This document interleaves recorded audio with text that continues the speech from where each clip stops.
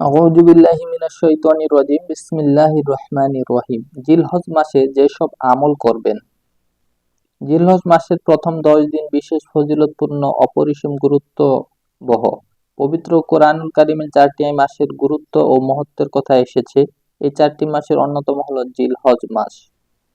আর এই মাসের সবচেয়ে উৎকৃষ্ট ফজিলতপূর্ণ সময় হলো আশারায়ে জিলহজ বা জিলহজের প্রথম 10 দিন। হাদিসের আলোকে এ দিনগুলোতে আমাদের করণীয় সম্পর্কে সংক্ষেপে জেনে নিই। 1. অধিক পরিমাণে নেক আমল। এই 10 দিনে অত্যাধিক আমলে সালে তথা উত্তম আমল করা, কেননা এ দিনগুলোতে যে আমল করা হয় তা আল্লাহ তাআলার নিকট অন্য যে কোনো দিনের আমলের চেয়ে অধিক প্রিয়।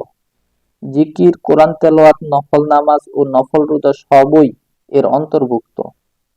আল্লাহর রাসূল সাল্লাল্লাহু আলাইহি সাল্লাম হাদিসে বলেন, আল্লাহর নিকট জিলহজের প্রথম 10 দিনের নেক আমলের চেয়ে অধিক প্রিয় অন্য কোনো দিনের আমল নেই। সাহাবায়ে কেরাম আরজ করলেন, হে আল্লাহর রাসূল, আল্লাহর রাস্তায় জিহাদও এ দিনের আমলের চেয়ে উত্তম নয়?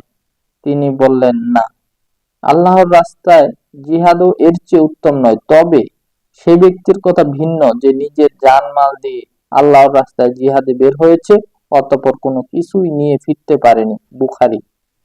হাদিস 969। 2. বেশি পরিমাণে জিকির করা।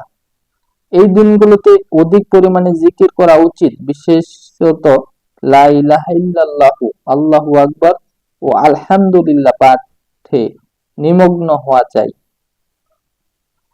আল্লাহর নবী সাল্লাল্লাহু আলাইহি সাল্লাম হাদিসে ইরশাদ করেন, আল্লাহ তাআলার নিকট জিলহজের প্রথম 10 আমলের চেয়ে অধিক মহৎ ও প্রিয় আমল আর নেই। সুতরাং তোমরা এ দিনগুলোতে বেশি বেশি লা ইলাহা ইল্লাল্লাহু, আল্লাহু আকবার ও আলহামদুলিল্লাহ পড়ো।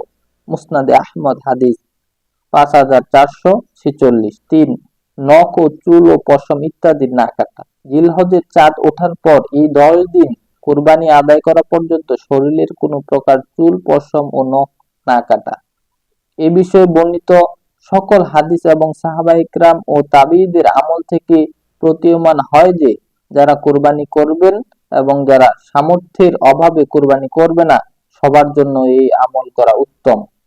তবে যে ব্যক্তি কোরবানি করবে তার জন্য এই আমলটি তুলনামূলক অত্যাধিক গুরুত্বপূর্ণ। আল্লাহর নবী সাল্লাল্লাহু আলাইহি সাল্লাম বলেছেন, যখন তোমরা জিলহজের চাঁদ দেখতে পাও এবং তোমাদের কেউ কুরবানি করতে চায়, সে যেন তার চুল ও নখ কাটা থেকে বিরত থাকে। মুসলিম হাদিস 1977। অন্য হাদিসে এসেছে, রাসূল সাল্লাল্লাহু আলাইহি সাল্লাম এক ব্যক্তিকে বললেন, আমাকে কুরবানির দিন ঈদ পালনের আদেশ করা হয়েছে, যা আল্লাহ এই উম্মতের জন্য নির্ধারণ করেছেন।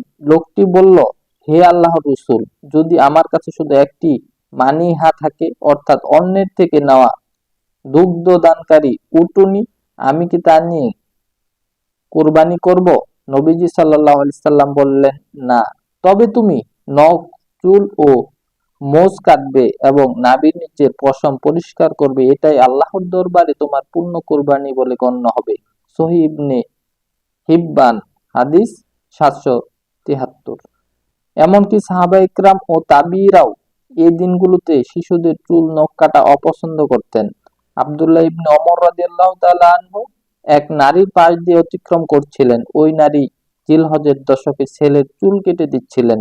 তখন তিনি বললেন, সে যদি কোরবানির দিন পর্যন্ত অপেক্ষা করত, অনেক ভালো হতো। 4. প্রথম দিন থেকে নবম দিন রোজা।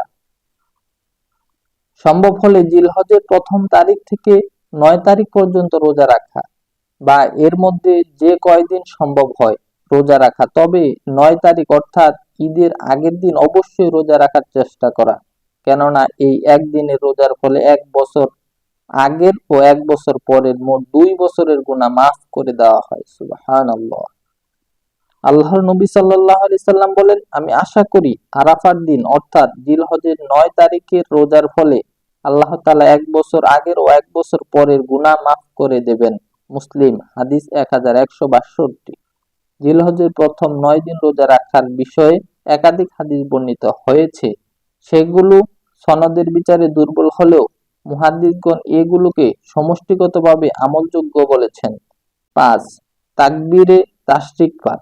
জিলহজ্জের ৯ তারিখ ফজরের নামাজের পর থেকে ১৩ তারিখ আসরের নামাজ পর্যন্ত প্রত্যেক ফরজের পর পুরুষদের জন্য উচ্চ স্বরে আর মহিলাদের জন্য নিম্ন স্বরে তাকবীরে তাশরিক পড়া ওয়াজিব।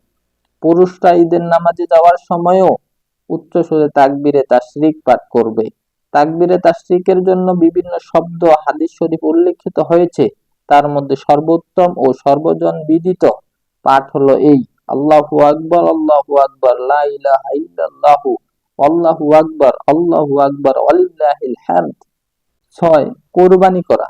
কোরবানি করা জিলহজের অন্যতম মহৎ ও গুরুত্বপূর্ণ আমল।